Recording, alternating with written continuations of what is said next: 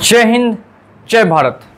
एक बार फिर से स्वागत करता हूं मैं आप सभी लोगों का आपके अपने चैनल पर।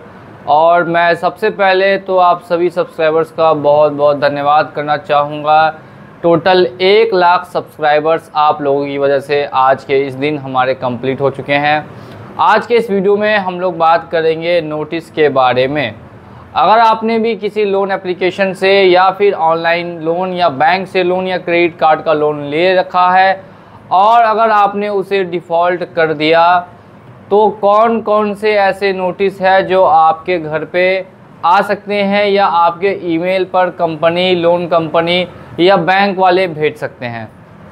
काफ़ी लोगों के मन में नोटिस को लेके कन्फ्यूज़न हमेशा से रहती है कि क्या हम नोटिस को सीरियसली ले सकते हैं कि नोटिस को सीरियसली ना लें, और कौन कौन से नोटिस हमारे पास आएंगे। तो एक बार फिर से सभी लोगों का स्वागत है। जिन्होंने चैनल को सब्सक्राइब नहीं किया वो सभी लोग चैनल को सब्सक्राइब करके बेल आइकन को प्रेस कर देंगे। तो स्टार्ट करते हैं वन बाय वन करके। सबसे पहले बात करते हैं लोन डिमांड नोटिस। जी हाँ दोस्तों, लोन डिमांड नोटिस आपको 2 से 3 महीने के अंदर में आएगा। अगर आप लोन आज के डेट में डिफ़ॉल्ट करते हैं तो जैसे ही आपकी 2 या 1 ईएमआई डिफ़ॉल्ट होगी आपको कंपनी वाले लोन डिमांड नोटिस भेजते हैं। नोटिस या तो एडवोकेट के द्वारा दिया जा सकता है या फिर बैंक के द्वारा दिया जा सकता है, और ज़्यादातर नोटिसेस एडवोकेट्स के द्वारा ही दिए जाते हैं, जिसमें आपको लॉ फर्म का नाम लिखा होगा। जैसे उदित नारायण करके है, उदित शर्मा एसोसिएट्स है, केएस लीगल है, और इसी तरीके की कई एसोसिएट्स हैं जिनके द्वारा आपको ये नोटिस प्रोवाइड किया जाता है। अब नोटिस आपके पास तो आ गया, बाय ईमेल आ गया, बाय व्हाट्सएप आ गया, बाय पोस्ट भी कभी कभी आता है, कभी कभी नहीं आता।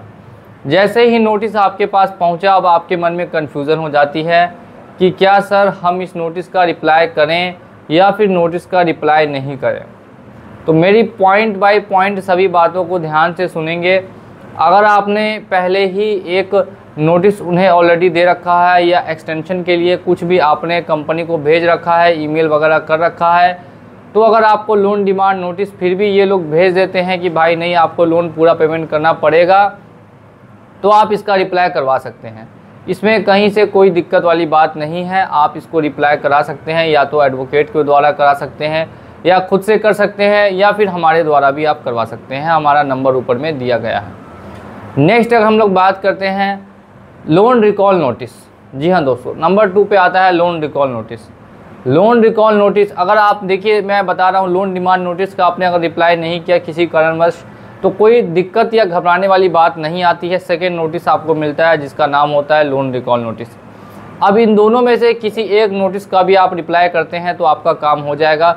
ज़रूरी नहीं है कि आपको दोनों का रिप्लाई करना है। अगर आपने जैसे लोन डिमांड नोटिस का रिप्लाई ऑलरेडी इन कंपनी वालों को भेज दिया तो अब आप लोन रिकॉल नोटिस का रिप्लाई भेज भी सकते हैं और नहीं भी भेज सकते हैं। ये टोटली आपके ऊपर डिपेंड करता है। मेरी बात को ध्यान से सुनिएगा।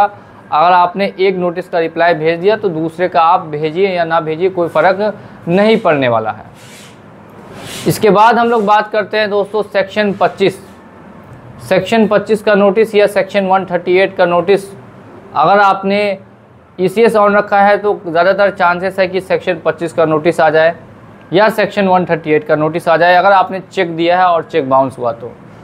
अब ऐसे केसेस में आप नोटिस का रिप्लाई ज़रूर करें ताकि कंपनी आगे लीगल फॉरवर्ड ना करे। लेकिन बहुत सारी ऐसी एप्लीकेशन होती है जो किसी तरीके का लीगल एक्शन वगैरह नहीं ले सकती, उसके बावजूद भी ये लोग सेक्शन 25 या सेक्शन 138 का नोटिस भेज देते हैं। तो ऐसे में इन NBFC कंपनीज़ का आप रिप्लाई करें या ना करें, लेकिन आपको कैसे पता चलेगा कि कौन सी कंपनी क्या है, किस कंपनी के नोटिस का रिप्लाई करना है नहीं करना है। आप हमें व्हाट्सएप करके पूछ सकते हैं। व्हाट्सएप पे ऑलरेडी नंबर दिया गया है। ये हमने बात की सेक्शन 25 और सेक्शन 138 के नोटिस के बारे में। एक और बहुत ही महत्वपूर्ण नोटिस है जिसका कि 2-3 नोटिस आता है जिनमें आपको रिप्लाई करना इंपॉर्टेंट होता है, और ये आप और हम सभी लोग जानते हैं। हम लोग बात करते हैं आर्बिट्रेशन नोटिस के बारे में। एक कॉन्सिलिएशन का नोटिस आता है, वो ज़्यादातर ऑनलाइन ऐप्स भेजती है, और आपको आर्बिट्रेशन का नोटिस आता है जो ज़्यादातर बैंक्स और NBFCs भेजती हैं। बैंक और NBFC ज़्यादातर आर्बिट्रेशन का नोटिस ही भेजती है, और कुछ ऐप्स बस ऐसी है जो आपको कॉन्सिलिएशन का नोटिस भेजती है। मैंने पूरा एक वीडियो बना रखा है आर्बिट्रेशन और कॉन्सिलिएशन के ऊपर में कि आर्बिट्रेशन और कॉन्सिलेशन में मेजर डिफरेंस क्या है। मैं अगर आपको सिंपल फॉर्मेट में बताऊं तो आर्बिट्रेशन जो है वो एक फॉर्मल प्रक्रिया है, जबकि अगर हम बात करते हैं कॉन्सिलेशन की तो वो एक तरीके से इनफॉर्मल प्रक्रिया है। अब आपको इस तरीके के 4-5 नोटिस तो 100% देखने के लिए मिलेंगे, लेकिन कुछ बैंक्स ने नए नए नोटिस इंट्रोड्यूस किए हैं खुद से। जैसे एक नोटिस मिलेगा आपको, इंटीमेशन का नोटिस आ जाएगा, आपको डनिंग नोटिस आ जाएगा, फाइनल रिमाइंडर नोटिस आ जाएगा, और इस तरीके के 1-2 नोटिस और आपको देखने के लिए मिल सकते हैं। तो ये हमने आपको बता दिया कि किस किस तरीके के नोटिस आपको आ सकते हैं, और आपको जानकारी होनी चाहिए कि आपको क्या करना है। पहला स्टेप यही करना है कि वेरीफाई करना होगा उस नोटिस को कि वो नोटिस जो बैंक के द्वारा आई है वो आपके लिए है कि नहीं है।